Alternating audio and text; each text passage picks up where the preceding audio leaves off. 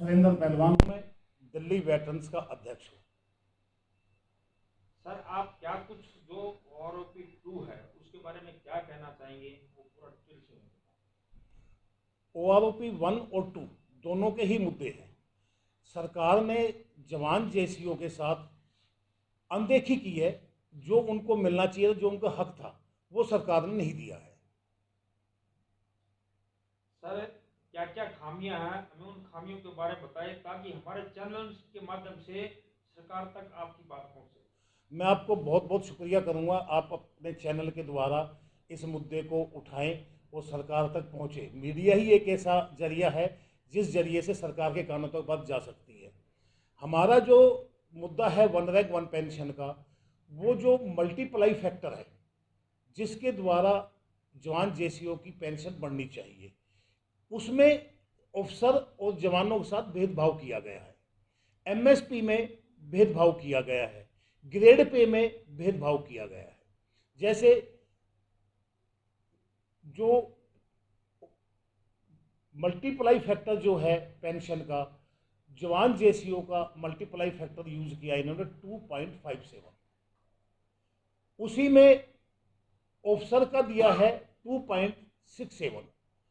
उन्होंने 2.67 के देने के साथ साथ जब सेवंथ पे कमीशन आया तो उसमें जो एक्टिव सर्विस में थे ऑफिसरों का इन्होंने 2.71 दे दिया, करा दिया, ताकि जब ये रिटायर 2019 में OROP 2 लागू हो तो हमारी ऑटोमेटिकली 2.71 के मल्टीप्लाई फैक्टर से पेंशन मिल जाए और जवान जैसी होगा वही 2.57 रहा। सर, मैं आपको बिल्कुल फाइनली जानना चाहता हूं, जो ओआरओपी 2 1 जुलाई 2019 से लगी है उसमें फैक्टर 2.57 यूज किया गया और 2.70 यूज किया गया। उसमें जवान जेसीओ का 2.57 यूज किया गया है, वही ऑफिसर का 2.71 किया गया है। क्या हमारे जो जवान जेशु की संस्था है, संगठन है, उसने इसका हाई कोर्ट में कोई भी रिट दायर की है या डिफेंस मिनिस्ट्री को लेटर लिखा है या एमओडी में लेटर लिखा है कि हमारे साथ ऐसे ऐसे अन्याय, और क्या जवाब? हमारे संगठन दिल्ली वेटरन्स ने पीएमओ को भी लेटर लिखा है, रक्षा मंत्रालय को भी लेटर लिखा है, राजनाथ जी को, और जो आईएएस है जो इसको सारे काम को देखते हैं विजय कुमार, उनको भी लेटर लिखा है। Vijay Kumar Singh, chief of army staff, chief of naval staff, CS, CDS, इन सभी को हमने लेटर लिखा है। सर, मैं अगली कहानी आपसे जानना चाहूँगा। सर, आपका शुभ नाम जानना चाहूँगा। नमस्कार जनाब, मेरा नाम KP सिंह है जी। मैं दिल्ली वेटरन्स का जनरल सेक्रेटरी हूँ और जनरल सेक्रेटरी होने के नाते पहले तो मैं आपका बहुत बहुत तहे दिल से शुक्रिया करता हूँ कि आप हमारे यहाँ पर आए और हमारे यहाँ पर हमारी दुख तकलीफों को सुनने के लिए आपने थोड़ा टाइम दिया। सर, हमारा संविधान ये बोलता है कि किसी के साथ भेदभाव नहीं होना चाहिए। सर, हमारा संविधान में सबको एक समान है। अगर MSP की मैं बात करूँ, MSP में उन्होंने बोला था कि हम 5200 रुपये देंगे, क्या अभी 5200 रुपये मिली है? सर, MSP में एक्चुअली देखा जाए, so I just explain you the MSP होती क्या है sir.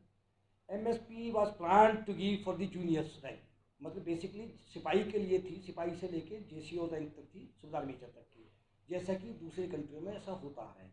Because they are less paid, उनके अमाउंट थोड़े कम होते हैं, उनके HRs कम होते हैं, तो उनको उनके भरण पोषण के लिए या उनका एक रिक्वायरमेंट मीट करने के लिए, उनके घर को चलाने के लिए, उनको इस लेवल में लाने के लिए कि इनकी जो काम चल जाए, they have plan to give a MSP। और MSP में क्या था sir, it is a part of pay. तो पार्ट ऑफ पे में क्या था, इट वॉज बेसिकली, क्योंकि जवान JCO हैं, इनको टर्म्स ऑफ एंगेजमेंट के तहत भर्ती किया जाता है। They are not plan to recruited के 60-65 साल तक सर, आप इतना लंबा ना जाइए, हमें MSP की जवान जेशु के बीच क्या प्रॉब्लम है, आप टू द पॉइंट बात करें। और सर, हम MSP को एक चीज, MSP जो है हमारी, जो जवान JCO की जो तय की है वो 5200 रुपये तय की है, और MNS जो हमारी नर्स हैं हॉस्पिटल में, जिनका फील्ड से कोई लेना देना नहीं है, उनकी 10,800 की है। वहीं पर ऑफिसर ने अपनी तय की 15,500। ये जो बड़ा डिफरेंस है, एक बिग डिफरेंस है ये, इस पे हमारा मुद्दा है। सर, मैं आपसे पूछना चाहूँगा कि मिलिट्री सर्विस पे है जो, वो सभी की बराबर होनी चाहिए, क्योंकि वो भी नौकरी कर रहे हैं, हम भी नौकरी कर रहे हैं। तो ये और एक केस डाला गया था, कहीं एक नायब सूबेदार ने डाला था, केसुना नाम है उसका। उस फैसले का क्या हुआ? और वो हाई कोर्ट में चला था और सुप्रीम कोर्ट में चला गया था। क्या आप उसके बारे में थोड़ा ब्रीफ कोई भी बता सकते हैं? Thank you sir. मैं KP Singh, vice president Delhi veterans. बहुत अच्छा प्रश्न है ये। एमएसपी जो है ये इक्वल होनी चाहिए सबके लिए, बिकॉज इसके नाम से ही पता लगता है मिलिट्री सर्विस पे। पर इसमें सिचुएशन ऐसी कर दी गई कि इसको 3 भागों में बांटा गया। एक सिपाही से लेकर सूबेदार मेजर तक, दूसरा मुझे नहीं पता एमएनएस को क्यों इसमें रखा गया, तीसरा अधिकारियों का एक वर्ग रखा गया। लेकिन एमएसपी ये सबके लिए समान होनी चाहिए मिलिट्री में। और मैं तो ये कहना चाहूँगा कि अप टू सूबेदार मेजर या ऑनररी कैप्टन तक ये ज़्यादा होनी चाहिए, बिकॉज वार फ्रंट पे वो लड़ते हैं। मिलिट्री का जो एक्चुअल जिसको कहते हैं घोड़ा जो लड़ता है आगे की तरफ, अधिकारीगण तो पीछे रहते हैं, आदेश देने के लिए वे पीछे रहते हैं, लेकिन छाती पे गोली खाने वाला वो सरहद पे बिल्कुल आगे रहता है। इसलिए एमएसपी को अलग से दिया गया था कि इन लोगों में दिया जाए, लेकिन अधिकारियों ने इसमें भी बंदरबांट करी और ये अपने लिए ज्यादा बढ़ाकर ले गए। सर मैं आपसे भी आपका नाम जानना चाहूँगा सर। सबसे पहले मेरा नाम जोगिंदर सिंह है, लेकिन मुझे नहीं, इसके जो बारे बात में नहीं, नॉलेज मैं नहीं नोट करते हैं। अच्छा सर, मैं आपसे ही जानना चाहूँगा आगे आगे का जो क्वेश्चन है। अभी 1 जुलाई 2019 से नई वॉर की आई है, उसमें कुछ लोगों की पे बड़ी है और कुछ की कम है। क्या आपने जो लिस्ट आई है, एक लिस्ट है, उसके अंदर पूरा एक चार्ट दिया है, उस चार्ट को ध्यान से देखा है, उसमें किसकी कम हुई और किसकी ज़्यादा हुई, हमें थोड़ा एक्सप्लेन। जो अब सिपाही से अप टू हौलदार रैंक वाई ग्रुप, उसमें कुछ थोड़ा बहुत आया है बढ़ के, लेकिन नायब सूबेदार से ऑनरी कैप्टन तक रिकवरी आई है। किसी की 50,000, किसी की लाख, किसी की 70,000, किसी की 80,000, तो वो रिकवरी होनी है। और हौलदार रैंक तक उनका आया, किसी का 2700 भी आया, 2800 भी आया है, इस तरीके से बढ़ा है। सर आपकी मुख्य डिमांडें भारत सरकार से, रक्षा मंत्रालय से, और जो हमारा आप राष्ट्रपति तक भी हम बात करेंगे कि हम मीडिया के माध्यम से आपकी बात को जो मेन सारांश में 5 और 7 लाइन में बताए, कि ताकि वो बात हम अखबार के माध्यम से, इलेक्ट्रॉनिक मीडिया के माध्यम से वो आगे तक आपकी बात पहुँचा सकें। हमारा जो मेन मुद्दा है वो मल्टीप्लाई फैक्टर, उसको इक्वल करे। अगर जवान जैसे को 2.57 है तो ऑफिसर का भी वही हो, और ऑफिसर का 2.71 है तो जवान जैसे का भी हो। हमारी उनकी पेंशन पे लड़ाई नहीं है। एक कर्नल की पेंशन 56,000 क्यों, वो लड़ाई नहीं है। मेरी 10,000 क्यों, उस पर लड़ाई नहीं है। मल्टीप्लाई फैक्टर पे लड़ाई है। मल्टीप्लाई फैक्टर सेम होना चाहिए। वहीं पर एमएसपी सेम होनी चाहिए।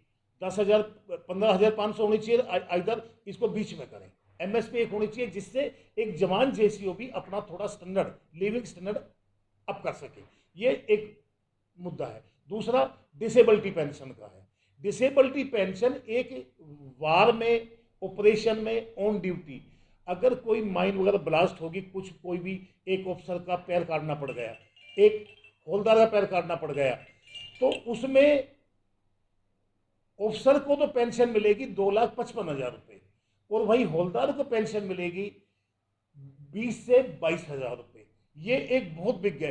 अब जिसको आपका कहने का बहुत डिसेबिलिटी पेंशन बराबर होनी चाहिए। क्यों बराबर? एक तो उसकी पेंशन 1.25 लाख हो गई, एक हौलदार की 30,000 हो गई, ऊपर से 2.5 लाख रुपए उसको डिसेबिलिटी पेंशन का भी मिल गया, उसको 20,000। तो वो एक ऑफिसर जो है, कर्नल रैंक ले लो एग्जाम्पल तौर पे, वो अपने लिए ड्राइवर भी रखेगा, एक हाउस मेड भी रखेगा जो उसकी लुक आउट करेगा। वो 40,000 में क्या क्या रख लेगा? ड्राइवर रखेगा, मेड करेगा, अपने बच्चों को पढ़ेगा।